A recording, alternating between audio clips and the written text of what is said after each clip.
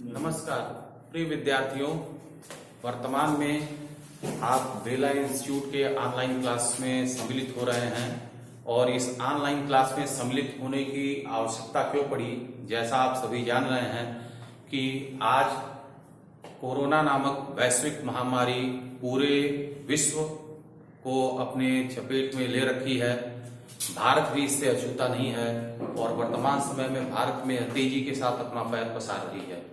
इस स्थिति में शिक्षा के विस्तार को आगे बढ़ाने के लिए कोई न कोई योजना बनानी ही पड़ेगी और इस योजना के अंतर्गत बेला इंस्टीट्यूट भी ऑफलाइन क्लास के साथ साथ ऑनलाइन क्लास की ओर आगे बढ़ रहा है, अग्रसर हो रहा है। जैसा आप जानते हैं कि सारी जब परिस्थितियां नॉर्मल हो जाएंगी तो आप ऑनलाइन मोड से ऑफलाइन मोड में भी आ सकते हैं और अगर आप ऑनलाइन मोड में कंटिन्यू रखना चाहेंगे तो आप ऑनलाइन मोड में भी कंटिन्यू रख सकेंगे। आज के लिए आप भौतिक विज्ञान की क्लास में सम्मिलित हुए हैं, कक्षा में सम्मिलित हुए हैं।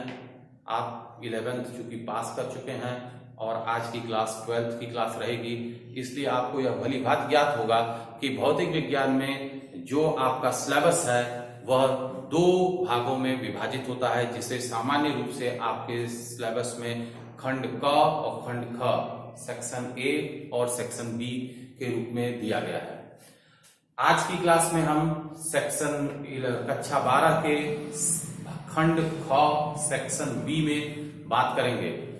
सेक्शन बी खंड ख में जैसा आप जानते हैं कि यूपी बोर्ड एनसीईआरटी को फॉलो कर रहा है और उस एनसीईआरटी के हिसाब से पूरा का पूरा खंड ख 4 भागों में विभाजित किया गया है। पहला भाग प्रकाशिकी का है और प्रकाशिकी जैसा आप जानते हैं ऑप्टिक्स बहुत ही ओल्ड ब्रांच है। आप प्रारंभिक रूप से जब पढ़ना शुरू करते हैं भौतिक विज्ञान तो उसी समय से इस ब्रांच से, इस शाखा से भौतिक विज्ञान के आप परिचित होना शुरू हो जाते हैं। आप जो भी इस ब्रह्मांड में देख रहे हैं और आपकी आंख उसे देखने में सक्षम हो रही है, वह सब निश्चित तौर पर एक तरह से प्रकाशिकी ही है। अब इस प्रकाशिकी के बारे में और जब बात करेंगे, डिटेल में हम जाएंगे जब हम उसके अंदर पढ़ेंगे। दूसरी इकाई आपकी है द्रव्य तथा विकिरण की द्वैत प्रकृति। आज के समय में अगर आप देखें तो यही मॉडर्न फिजिक्स है। 1900 के बाद की जो फिजिक्स आप कह सकते हैं, जो कि क्वांटम यांत्रिकी के आने के बाद शुरू हुई, वह कहा जा सकता है कि इस इकाई में, इस यूनिट 2 में हम पढ़ने का प्रयास करेंगे और वहां यह जानेंगे कि कैसे प्रकाश की प्रकृति को कण के रूप में हम जान सकेंगे, या यूं कहें कि पार्टिकल नेचर ऑफ आप कह सकते हैं लाइट को हम यहां इंट्रोड्यूस करेंगे, जानने का प्रयास करेंगे। तीसरी इकाई है परमाणु तथा नाभिक। परमाणु तथा नाभिक जैसा आप जानते हैं, परमाणु एटम, नाभिक मतलब न्यूक्लियस। तो कैसे परमाणु एटम बना, कैसे उसको हम जानने का प्रयास किए। नाभिक एटम के अंदर जो एक छोटा भाग था जिसको नाभिक नाम दिया गया, जिसे सामान्य रूप से आप पॉजिटिव मान करके चलते हैं, धनात्मक मान करके चलते हैं, इसमें हम उसे भी जानने का प्रयास करेंगे और क्या उसकी विशेषताएं हैं इस बारे में हम यहां पढ़ेंगे। इकाई 4 जो है, जो आप कह सकते हैं सेक्शन 4 जो है, वह इलेक्ट्रॉनिक युक्तियां गुणात्मक आख्या मात्र।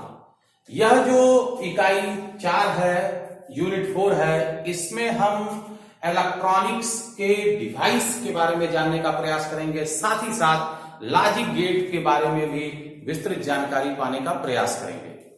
जैसा आप जानते हैं कि आपको कुल मिला जुला करके 12वीं कक्षा में भौतिक विज्ञान के लिए 2 प्रश्न पत्र मिलेंगे, 35-35 नंबर के होंगे।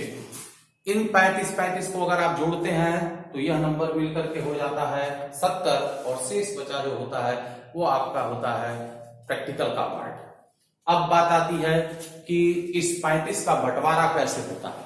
तो बंटवारे के लिए आप देख सकते हैं इकाई 1 जो कि प्रकाशिकी थी, यूनिट 1 जो कि ऑप्टिक्स था, जिसके लिए कुल बोर्ड के द्वारा जो नंबर निर्धारित किया गया है, मार्क्स निर्धारित किया गया है, वो 13 है। इकाई 2 यूनिट 2 जो कि द्रव्य तथा विकिरण की द्वैत प्रकृति है, उसके लिए बोर्ड के द्वारा जो नंबर निर्धारित किया गया है वो 6 है।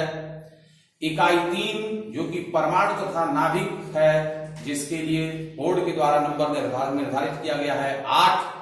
और इकाई 4 जो कि इलेक्ट्रॉनिक युक्तियां गुणात्मक आख्या मात्र है, उसके लिए जो आपके सामने बोर्ड के द्वारा नंबर निर्धारित किया गया है वह है 8।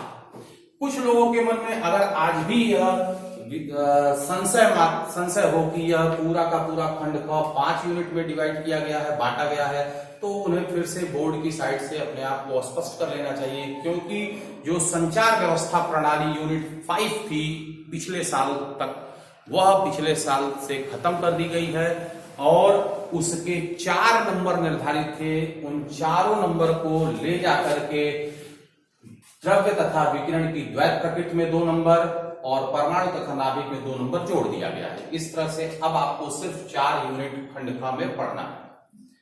अब बात करते हैं कि आप जैसा देख रहे हैं प्रकाशिकी, अगर आप देखेंगे तो थोड़ा सा आपको बड़ा महसूस होगा, इसलिए यह आवश्यक है कि हम उस यूनिट को टच करें जहां से कम समय में अधिक नंबर को बैलेंस कर सके, पा सकें। उसके लिए मेरे ख्याल से जो सबसे इंटरेस्टिंग, जो आज के दौर में आपको महसूस होगा जो विज्ञान की प्रणाली में, वह इकाई 2 है, द्रव्य तथा विकिरणों की द्वैत प्रकृति। लेकिन इस यूनिट में बढ़ने के लिए सबसे पहले आपके पास प्रकाश की सामान्य जानकारी होना आवश्यक होगी। प्रश्न उठता है, लाइट, प्रकाश क्या है? कहा जाता है light simply the form of electromagnetic waves. प्रकाश एक विद्युत चुंबकीय तरंग। अब प्रश्न यह भी उठता है कि विद्युत चुंबकीय तरंग है, इसका मतलब इसमें विद्युत और चुंबकीय दोनों गुण हैं।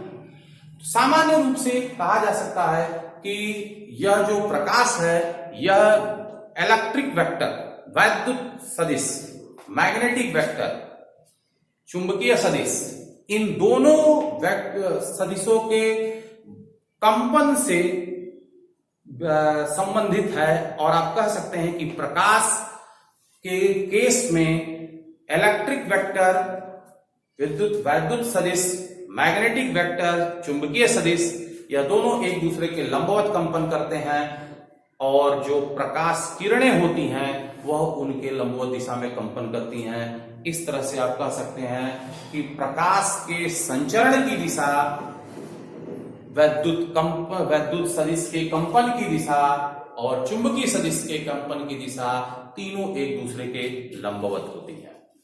अब प्रश्न था, यह तो मैंने अभी जो नाम लिया यह तो सीधे सीधे मैंने कहा तरंग की बात, लेकिन क्या यह प्रकाश सिर्फ तरंग से ही संबंधित है?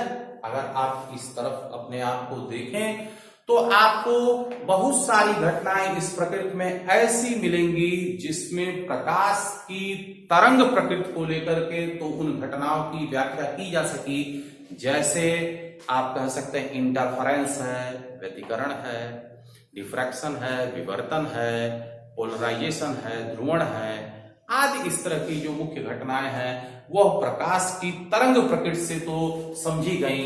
लेकिन वहीं जब आप देखेंगे कि photo electric effect, Compton effect जैसी घटनाएं पाई गई, तो उन घटनाओं की व्याख्या तरंग प्रकृति, वेव नेचर के द्वारा नहीं की जा सकी।